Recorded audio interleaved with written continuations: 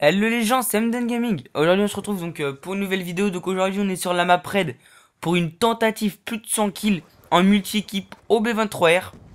Donc c'est du point stratégique, c'est pas un gameplay de ma part, hein, c'est un gameplay de SkySgo. Donc franchement je le remercie et je remercie la high-tech d'avoir pensé à moi pour un peu leur gameplay. Franchement ça fait plaisir les gars.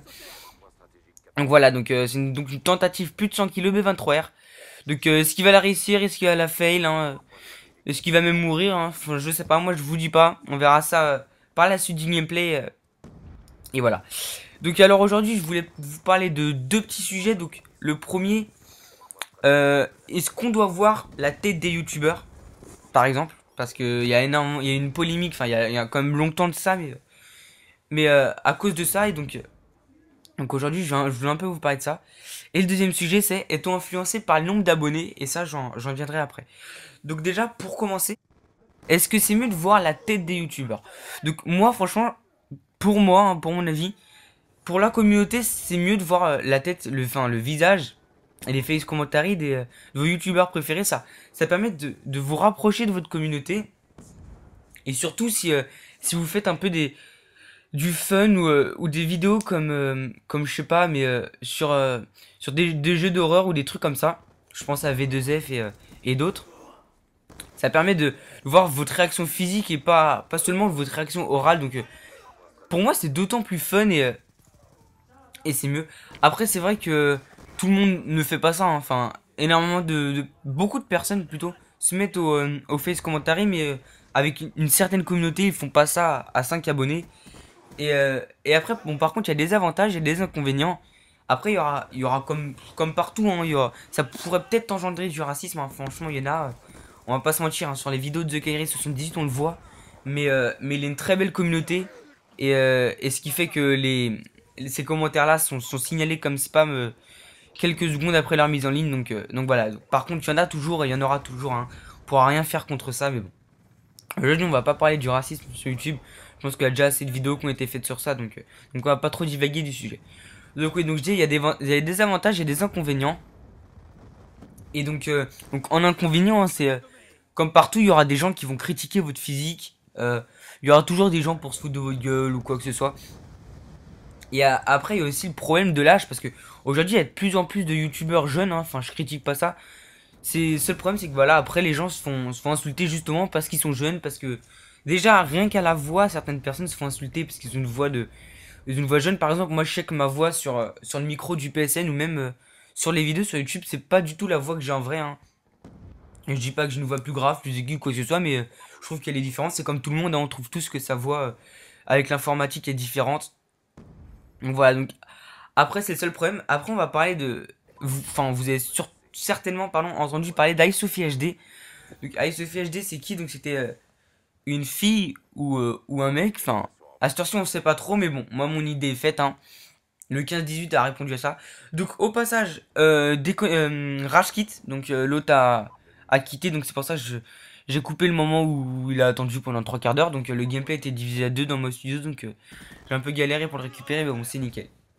Donc voilà, donc alors Icefi HD, donc c'est un homme, c'est quasi sûr, qui s'est fait passer pour une femme sur YouTube et donc qui est monté considérablement, parce que voilà, les filles aujourd'hui sur YouTube montent plus facilement que les mecs, c'est un peu normal quoi. Et une fille sur YouTube c'est pas tous les jours qu'on en voit, donc voilà. Donc par contre donc Icefi HD s'est fait repérer par le 15-18. Enfin ils ont remarqué, ils ont répertorié plusieurs enregistrements audio qui prouvent que voilà pardon, il utilisait un je sais pas comment ça s'appelle pour modifier la voix.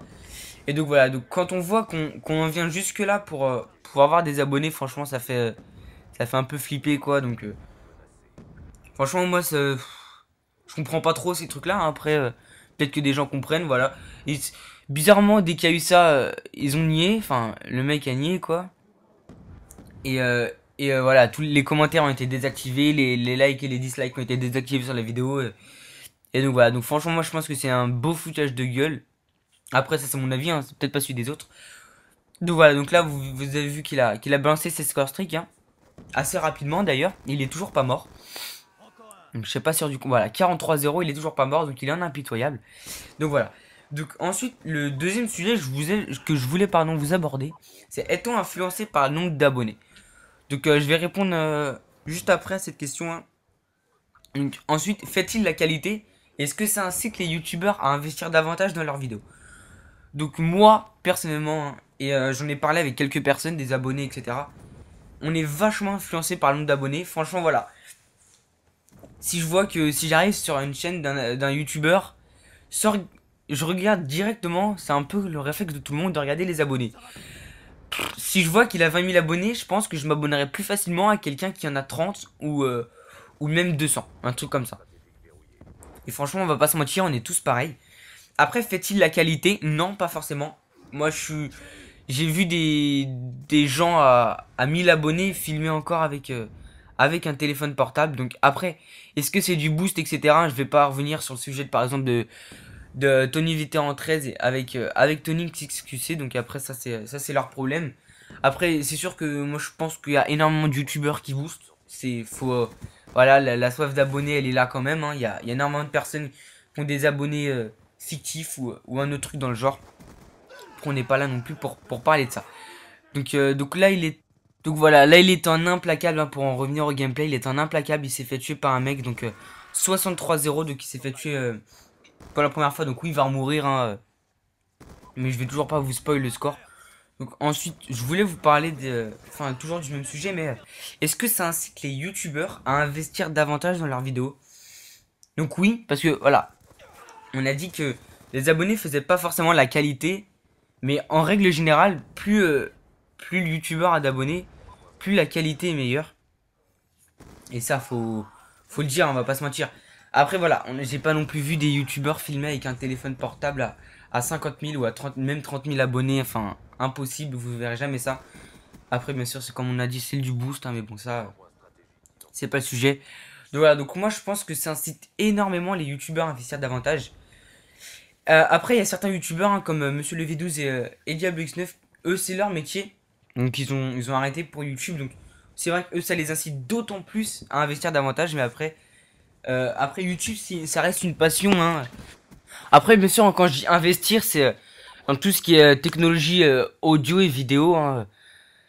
Par exemple, le fond vert de Monsieur le V12, enfin, ce n'est pas lui qui l'a sorti en premier, hein. Il y a des youtubeurs qui l'ont fait avant, mais voilà, il a investi là-dedans. Je trouve que ça donne des bons rendus. Après, il y a tout ce qui sont les micros, les logiciels de montage, etc., etc. C'est pas forcément, enfin, c'est investir, hein. C'est vrai que ça a un coût. Et voilà, après, c'est la passion. Donc voilà. Ensuite, moi, je voulais juste vous poser une question. Enfin, je sais que les gens aiment pas les débats dans les commentaires, ni rien. C'est pas un débat, c'est juste une question. Est-ce que pour vous, les youtubeurs sont reconnaissants? Certains oui ou certains non. Est-ce qu'ils sont reconnaissants envers leurs abonnés? Parce que on voit énormément de youtubeurs, voilà, qui remercient souvent leurs abonnés, etc., etc. Et on en voit quelques-uns qui les remercient jamais. Moi, je citerai pas de nom, hein, je citerai jamais de nom, bien sûr. J'ai pas envie de. Je suis pas sur YouTube pour faire des clashs ou du buzz ou quoi que ce soit. Je m'en bats les steaks complètement. Donc voilà, donc il redébloque encore une fois c'est Scortic. Donc là, et Théo Chien, il a pas pu débloquer encore une fois ses groupes de chasse, mais vous inquiétez pas pour lui. Donc voilà, voilà. Est-ce que pour vous les youtubeurs sont assez reconnaissants? Donc voilà, donc je disais qu'il y en a certains. J'ai vu des youtubeurs, hein, 20-30 000 abonnés. Je regardais leurs vidéos justement et puis c'est ce que je me suis dit. Donc j'ai un peu regardé les 5 dernières vidéos de certains youtubeurs et il y en a qui remercient presque jamais leurs abonnés. Or que pour moi, les abonnés, enfin voilà, si les youtubeurs sont là, c'est dû à leur travail, mais à 99% à leurs abonnés qui les suivent. Et donc voilà, parce qu'aujourd'hui il n'y aura pas d'abonnés, il n'y aura pas de youtubeurs, hein. Voilà, c'est un peu la base de YouTube. Donc voilà pour ça. Donc je vais en revenir vite fait au gameplay. Donc alors, il reste 47 secondes. Donc alors, il est sur du 95. Donc là il a 91 kills. Donc franchement, je le remercie encore une fois. Vous verrez qu'il a vachement géré. Et l'allié qui était avec lui, la high-tech, parce que le dernier, je crois qu'il connaissait pas, pour pas dire de conneries. Et a énormément bien joué l'objectif. Les deux ont bien joué l'objectif. Ils sont pas restés sur les objectifs très longtemps pour justement faire durer la partie. Pour justement essayer d'obtenir le plus de 100 kills. Donc regardez, il reste 20 secondes. 96 kills. Il meurt une fois, donc il a débloqué ses chiens et ses groupes de chasse. Voilà, il reste 10 secondes. Est-ce qu'il va réussir à 97? Il a pas vu 98, 99. Et là, le 99, est-ce qu'il va le faire? Attention. Et voilà, le petit chien qui bute en killcam final à la dernière seconde pour finir sur un 100 à 6 au B23R. Donc franchement, un magnifique gameplay à lui. Je le remercie encore une fois. Je remercie la Hightech, Xaxiox, SkyZgo et etc. etc. Franchement, les mecs, c'est vraiment sympa d'avoir pensé à moi pour votre gameplay. Donc voilà les gens. Donc pour ma part, c'est fini. Moi, je vous dis à la prochaine. Portez-vous bien et on se retrouve dans 3-4 jours pour une nouvelle vidéo.